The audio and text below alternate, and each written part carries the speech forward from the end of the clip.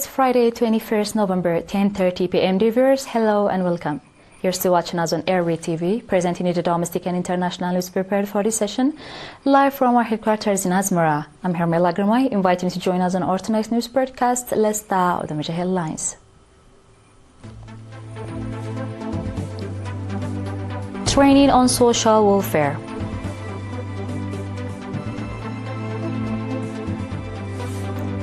World Toilet Day observed at national level.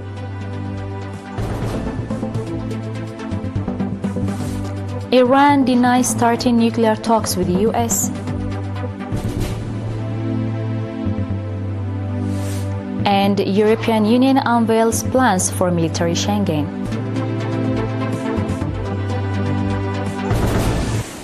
On your detailed domestic news, the Ministry of Labour and Social Welfare provided training on social welfare to its 10 members. The trainees were from the branches in all regions of the country. Mr. Tasfu Salamun, Director of Children's and Family Safety at the Ministry and coordinator of the program, said that the training covered community-based rehabilitation and development, children's rights, accident prevention, as well as climate change and its consequences. Speaking at the closing event of the training on 20th November, Mrs. Luel Gabraab, Minister of Labour and Social Welfare, called on the trainees to practically apply the knowledge they gained from the training on the ground and to transfer it to their peers.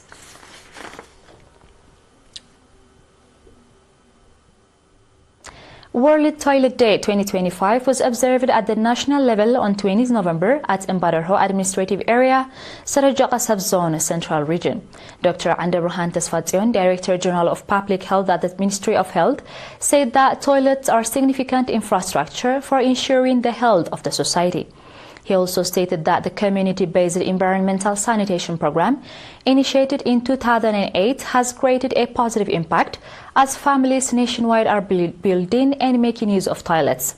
Mr. Kifle Moram Gabrameskal, Administrator of Sarajaka Subzone, on his part, indicated that extensive awareness-raising activities have been conducted in the subzone since 2008 and that the understanding of the public has been growing from time to time regarding the use of toilets in ensuring public health. At the event, health professionals from the Ministry of Health and the Eritrean Medical Association conducted a panel discussion. In the same vein, World Children's Day 20th November was observed at the regional level in the Southern Recife region. The event featured a parade by preschool students as well as cultural and artistic programs. Speaking at the event, Mr. Yosef Sahaya, head of the Ministry of Labour and Social Welfare in the region, said that the day is being observed for the 67th time internationally and for the 31st time at the national level. Popular campaign to collect the harvest of families of martyrs and disadvantaged citizens was conducted in Amni Haile subzone. At the campaign, in which over 150 government workers took part, harvest of 40 families of martyrs and disadvantaged citizens has been collected, indicating that priority is being provided to collect the harvest of families of martyrs and disadvantaged citizens. Mrs. Terhas Faqadu, acting administrator of the subzone, said that the program will continue until all the harvest of the families is collected. Mr. Mengist Ama, head of agriculture office in the subzone, indicated that the crops cultivated at about 15,000 hectares of land are in good condition, called on the farmers to collect their harvest on time. According to the reports, in the subzone, within 52 days, 776 mm of rainfall has been registered. Dear viewers, do stay tuned for our international news right after the short break.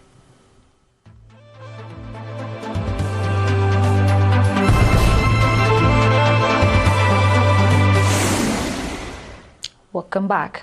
Iran's foreign minister spokesman Ismail Baghai rejected a recent claim by the US president that Tehran and Washington were holding nuclear talks.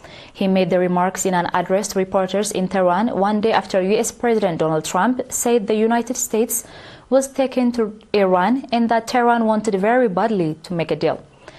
Baghai stressed no negotiation process currently exists between Iran and the United States.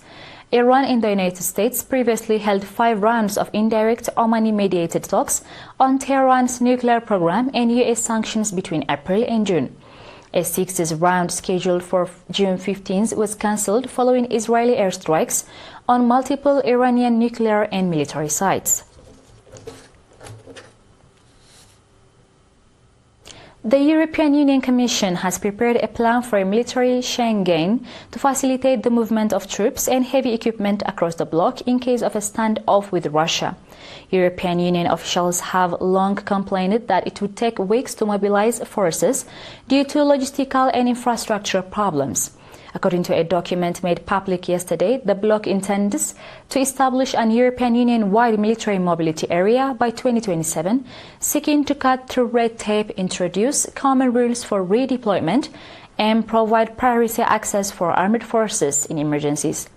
The report also noted that it would currently take around 45 days to move an army from Western European ports to the Russian border, with plans to cut the time down to 3 or 4 days.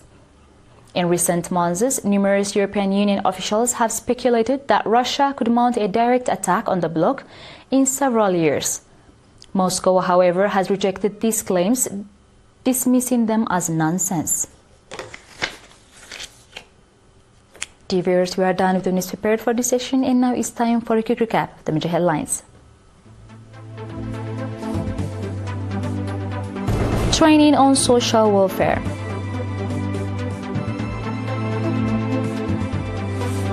World Toilet Day observed at national level.